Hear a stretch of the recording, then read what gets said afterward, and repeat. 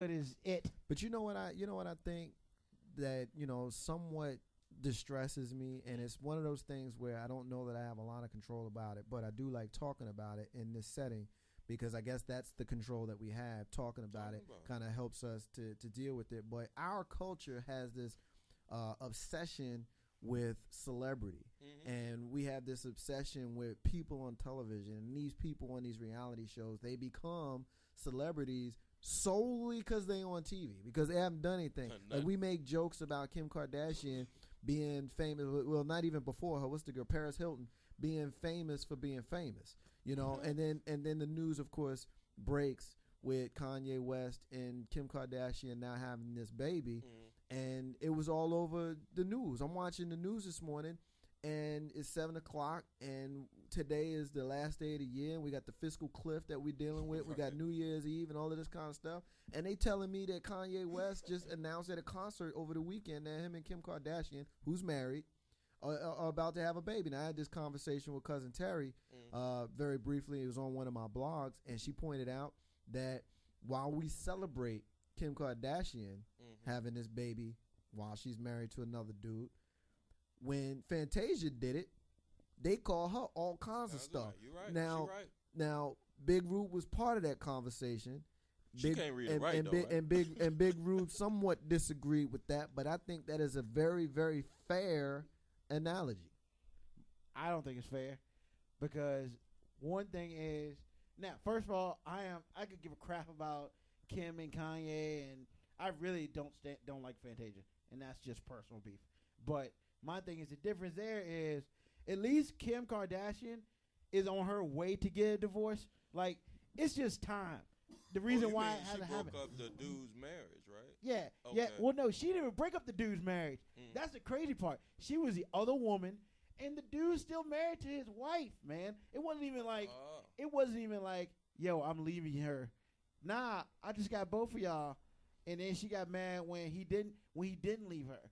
That's the difference between the two.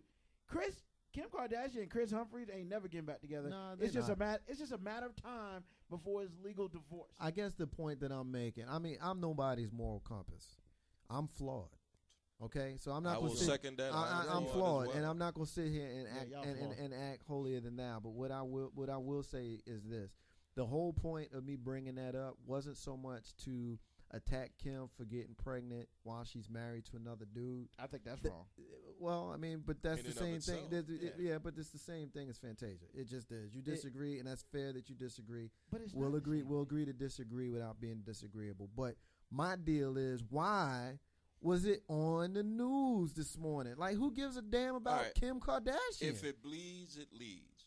If it's on, I mean, if what the media has done now in this age where we can touch, see at our fingertips 24 hours a day, 7 day a week news cycle, is that it tries to aim for the lowest common denominator.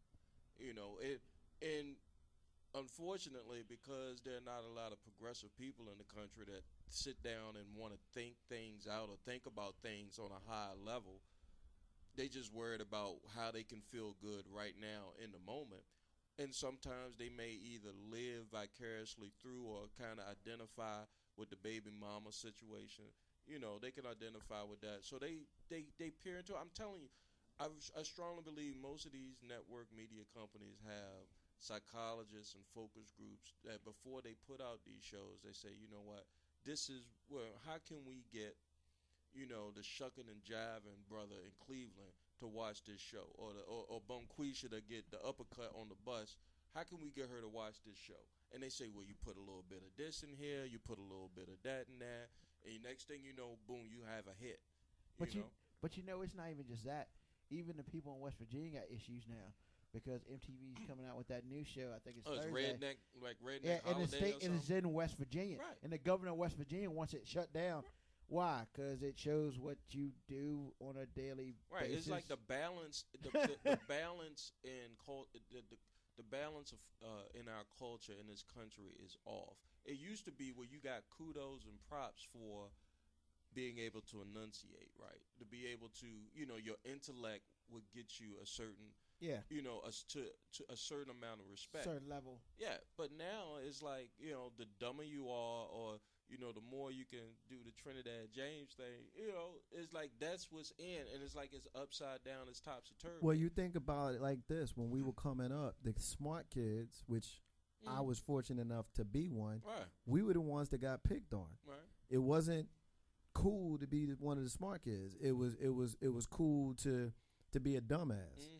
It was cool to not apply yourself and all of that kind of stuff. And you start seeing those kinds of theologies start to show up in adulthood and showing up in pop culture. I always thought that you could be smart and still be cool. Like if there were celebrities that I forgot whose interview I saw. It was Arian Foster. I saw I want to say it was last night before we went to go watch the game, and he did an interview with Bob Costas. It was on NBC Sports Network, and he was all dappered up or whatever. And Bob Costas, was like, a lot of people would say you're refined or you're well spoken for. He wasn't trying to downplay it or whatever. And Arian Foster gave him a great answer. It was like, you know what, I grew up in the hood in San Diego and Crips and gangs and all of that stuff, but that didn't define. I was intelligent. Right. And I knew that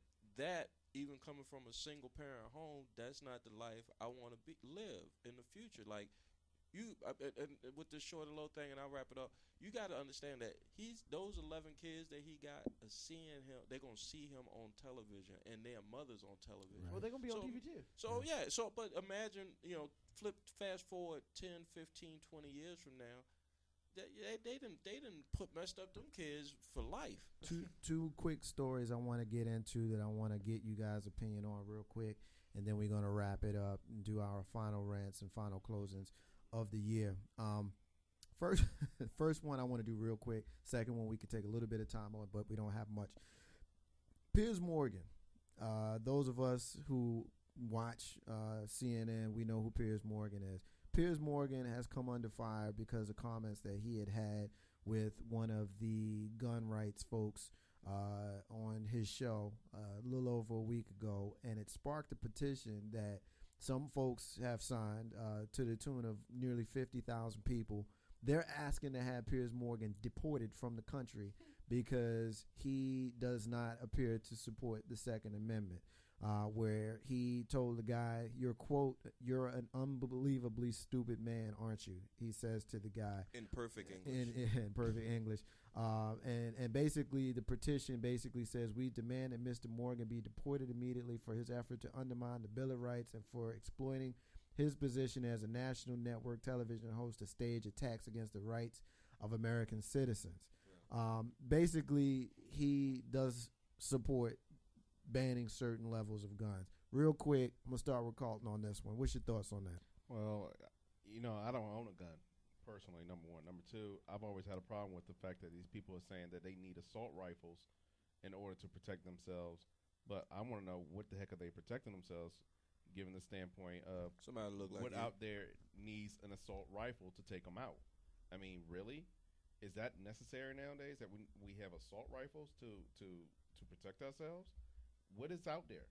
That's all I want to know. What is out there that is saying I need this type of gun to protect my family with? I got a quote from Cousin Terry on that post that I had. Cousin Terry. Cousin Terry basically says, you want to attack him for using his First Amendment right about the Second Amendment. Very clever. That's my cousin Terry. Very clever. Big Rube, got any thoughts on this real quick? But the rights are played in him. I mean, Piers Morgan is not American. Last time we checked, so he's on a work visa. Are we going to deport him? No. So basically, anybody who challenges your right, your thought process, even though he's completely right, we need to deport him now. I mean, really? We're deporting folks for issuing their opinion. I mean, he's not Mexican or black or whatever. He's a white dude from Britain, and you want to deport. He's a subject of the crown. You now want to deport your own people. I don't get it. Yeah, I mean, Grizz? real quick. I'll make it real quick. The people who love and hug on to, because Obama had it right 7 years ago, 8 years ago. You know, you're sitting around holding on to your gun. What are you afraid of? Carlton said it best. And really, you need to be afraid of the average white, Caucasian, mid-20s kid that's sitting there hard rocking it out. I'm going to stereotype it all. Hard rocking it out, playing Doom and depressed and whatever, and ain't taking his medication. You need to get the pistols and the automatic weapons away from him. Yeah, because if you look around at a lot of these mass shootings, it appears to be young white males, and in some cases, middle-aged white males. Last story that I want to get into is we had another situation this week where someone pushed a train commuter on the tracks, and he was killed 2 times in a month. The reason why I wanted to bring this one up, because again, I ain't scared to talk about race. Right. This was a 31-year-old woman who, based on her name, appears to be of Hispanic or Latino descent, Erica Melendez.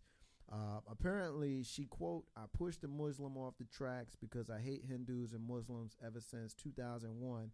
When they put down the Twin Towers, I've been beating them up." Hindus. Now, apparently, if you don't know any better and you look at them, you may not know the difference. Right. If you don't know any better, right, and that's based in pure ignorance. Obviously, most of us know the difference, but based on that statement, there's clearly some issues with intellect, and there may also be some issues with mental illness. But I wanted to bring that up to kind of point out the fact that she came right out and said it, Big Rule. She said she did that because the guy was a Muslim or a Hindu, and she ain't feeling him. She came right out with it. Sounds like a racist statement to me. What's your thoughts? I mean, it's clear that she has some issues with some Muslims and Hindus. I mean, but ultimately, why the Hindus? I mean, man, it doesn't matter. I mean, she's misinformed somehow. It doesn't really matter. But stupidity. Most peaceful. You know who said it best? Forrest Gump. Stupid is and stupid does. Well, I got a question for you, Marcus. Is she a terrorist? Well, no, I don't think she's a terrorist. No. Why not? She's admitted to targeting a sect. Yeah. And she's admitted that she's beat them up. Yeah, I don't think she's a terrorist because she had an individual act against an individual. But she admitted that she beats them up. Well, yeah, actually, as a matter of fact. So she is, by your definition. If I'm specific to this particular incident, then no. But if I'm looking at it big picture wise, to address fully your point, yeah, you're right. She did say that she beats them up. Yeah. So she is a terrorist by your definition. Yeah, she would be. Absolutely. I agree with you. Yep. It's just some sick people in the world. I mean, stupid people. Sick, stupid. Natural selection, however we want to call it. I think that the reason why I brought that up is because specifically the part about how she said that since 9/11, she's been feeling this kind of way. And I got issues with the brainwashing that has been taking place in this country since then and throughout history. When we decide as a country that we don't like someone, we make sure that everybody don't like them.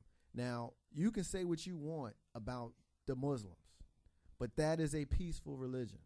You got a few asses that wild out, but that is a peaceful religion. Are we to condemn all Christians because they were the ones who were holding slaves and hanging folk in the name of Jesus Christ? Are we supposed to condemn all Christians for that? No, because you'd be a dummy if you did that, right? So because the people in the Muslim faith were the ones who were behind 9/11, all of a sudden now we're going to be intelligent people walking around hating on Muslims because of that. I mean, I can speak from, I have Muslims in my family. And one of the things that I find ironic, especially now that you brought up the 9/11 part of this conversation, is that Islam is a peaceful religion, and you have bad people in all religions. So to take one broad brush, instantly I can understand it, because you want to go after the people who did the stuff to you. You know, if it walked like a duck, it quacked like a duck, it's a duck. But after you take a look back, even Islam, even the people that believe in Islam don't believe that those guys, that the terrorists are true believers, so to speak. Nope. You know, so that in and of itself, lets me know how the country can manipulate things. Absolutely. But you know, I just noticed what he said earlier in the situation. Erica Melendez, correct? Erica Melendez, I guess her name Menendez, Yes. is. Whatever. So she is obviously Hispanic. Close. Based on the name, yeah. So if she is Hispanic, so basically we have one minority against another minority or group of minorities. She might have had a family member or somebody close But to where her you that going was with a victim. this? No, But because you might be on to something. Where you going with that? Because like we talk every once in a while about black on black crime. Right. Has it getting to the point now that minorities are turning against other minorities? Oh yeah. So I mean, I guess my thing is going back to your possible brainwashing of our country. Now, is the brainwashing meant for certain types of people? It's I don't want to go zeitgeist on everybody, I but mean, it's a way to pit one group against another, so that the people who can control these groups keep and maintain. They need that turmoil. Control. They absolutely they need turmoil. If they don't have, if there's, I hate those pronouns. if they had peace, then they can't prosper. You can't get money see, off when of people that. when people want to call me a conspiracy theorist and all of this kind of stuff, but to me it's so clear. Right. It's so clear I agree. because you have to hate Muslims so that you can support their war.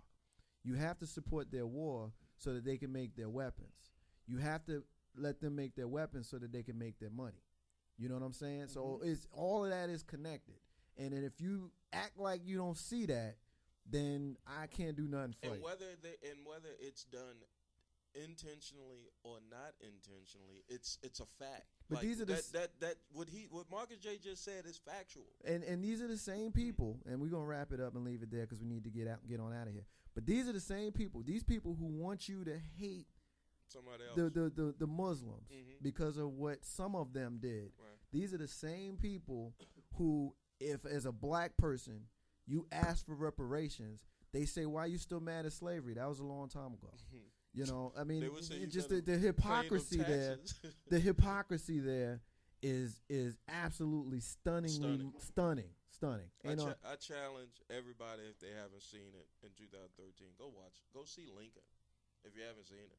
You know, just on a historical basis, just to let you know, everybody knows what happened back then, but it just goes a little bit, digs a deeper level to show you how people in power think. You know how Steppin, Marcus J. Went a little bit over. We're going to take a very, very quick break, and then we're going to get into our rants and closings. Marcus J. and I'll Steppin be back in a minute. Yeah. This is Ivan in Richmond, Virginia. And I just want to say, Ain't No Half Steppin' by Marcus J. Best on the East Coast. GlobalScaleRadio.net. Keep it coming.